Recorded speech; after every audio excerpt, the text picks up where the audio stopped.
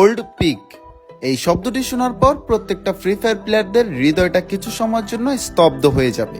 মনে পড়ে যাবে কিছু সময়ের জন্য সেই পুরনো দিনের গল্প কথা, যে গল্পটা জুড়ে ছিল শুধুই পিকের ভাঙা বাড়িটা। তখন তাদের কিল করার কোনো লক্ষ্যই ছিল না, শুধু একটাই লক্ষ্য ছিল কে সবার আগে পিকের ভাঙা বাড়িতে ল্যান্ড করবে, আর কে সবার আগে গানটা পেয়ে প্রত্যেকটা পিকের এনিমিগুলাকে হেডশট মারবে। আর অনেক প্লেয়ার তো ল্যান্ড করতে দেরি হতে আসমানেই তারা কিল হয়ে যেত। শুধু কি তাই, আর যারা গান পেত না তারা কি করতো, তারা ক্লার্ক ক্যারেক্টার নিয়ে আসতো শুধু ঘুষি দিয়ে কিল করার জন্য।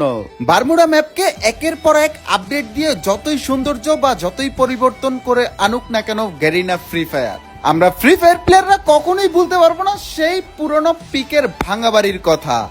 এটা শুধু ভাঙা বাড়ি না, এটা প্রত্যেকটা ফ্রি ফায়ার প্লেয়ারদের ইমোশন। ইয়েস, আপনি ঠিকই শুনেছেন, পিকের ভাঙা বাড়িটা প্রত্যেকটা ফ্রি ফায়ার প্লেয়ারদের ইমোশন ইমোশন ইমোশন। আর এই পিকের ভাঙা বাড়ি থেকেই জন্ম নেয় the sniper king, the legend of B2K।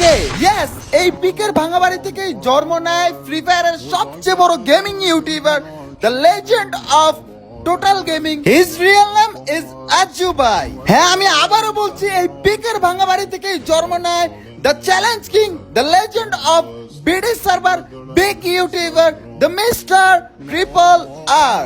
এত বড় বড় লেজেন্ড যেহেতু সেই পিকের ভাঙা বাড়ি থেকেই এত বড় ইউটিউবার, এত বড় লেজেন্ড হয়েছে, তাই আমরাও চাই সেই পুরনো পিকের ভাঙা বাড়ির স্বাদটা আরেকবার গ্রহণ করতে। এটা শুধু আমার কথা না, এটা প্রত্যেকটা ফ্রি ফায়ার প্লেয়ারদের request. Please Garena Free Fire back to the old peak in Bermuda map. My and all Free Fire last request, please back old pick.